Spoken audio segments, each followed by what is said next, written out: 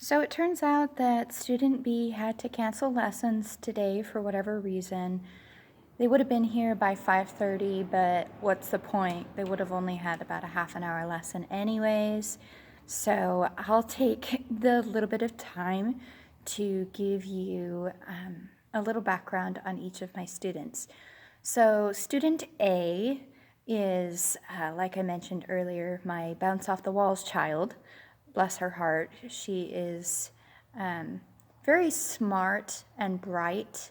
She just has issues listening and staying attentive to what I'm telling her. I just started her a few weeks ago, and she's already come so far. We're starting to learn the musical alphabet right now. She stays fairly engaged in the songs that she knows, but when I'm teaching her new songs, she has a little bit of issues. So we're getting better though. Student B is a student I've been teaching for 2.5 to 3 years now. He's a 10-year-old boy, and he is quite up there. He has learned half notes. He's really working on his scales. He's learned so many scales. I'm hopefully going to start him on Hanon here pretty soon and doing some good finger exercises to strengthen those fingers of his.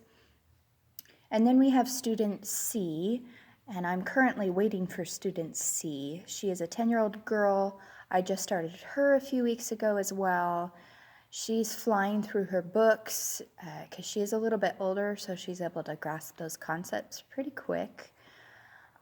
It'll be interesting to see how far she goes. She's very involved in other extracurricular activities in her life. She just started a new school, so her practice time is kind of divided. Some days she does really good, and other days it's not so perfect. She hasn't practiced at all. But that's okay. Those are the things that you deal with new students. Tomorrow I have 3 other students. Student D, that I told you the story about earlier, is a girl. She is 7. She's my blonde-headed little joy.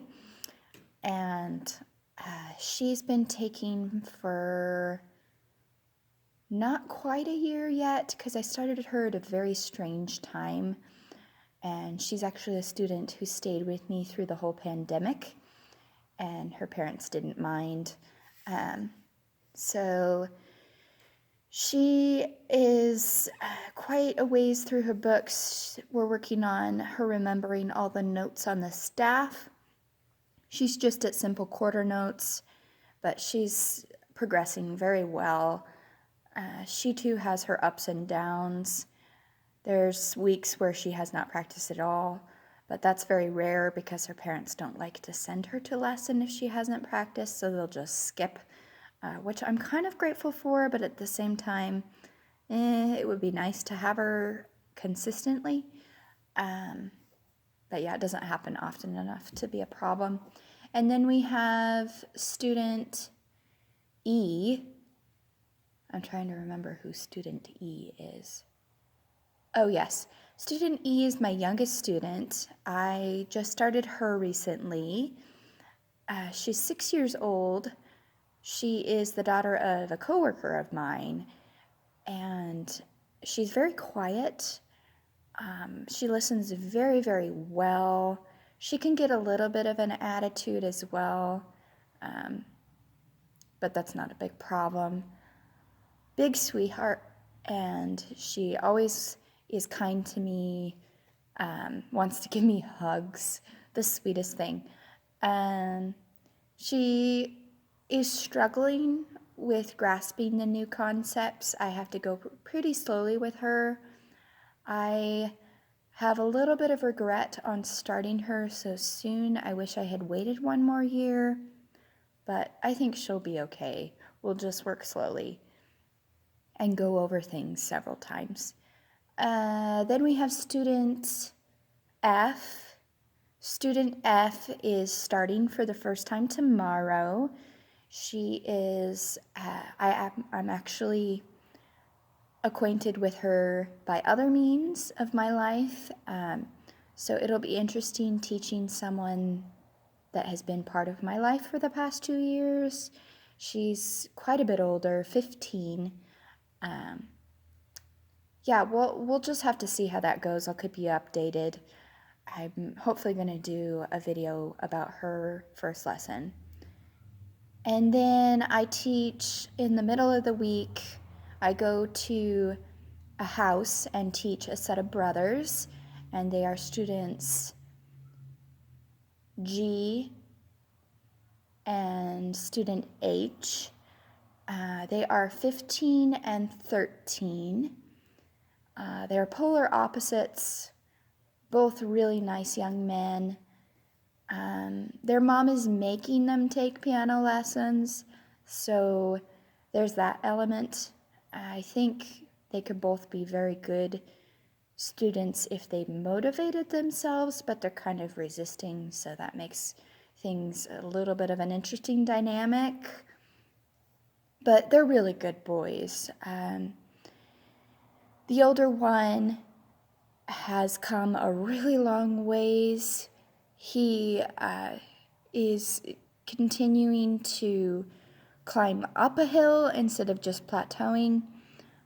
We're really cracking down hard on his technique right now, slurs and staccatos and dynamics.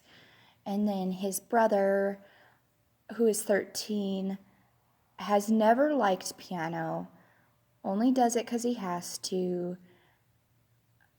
and can grasp things to an extent. There are some building blocks that I completely missed with this student, which is really sad. So we'll have to see how far he'll go. He's really plateauing right now. He spends several weeks on a song, but he always gets excited when he's finished with a song and passes the song, so that's always nice. His attitude has been improving this year. I've taught him for, oh boy, 2.5 to 3 years as well. And he's always struggled with his attitude, keeping a positive attitude during piano.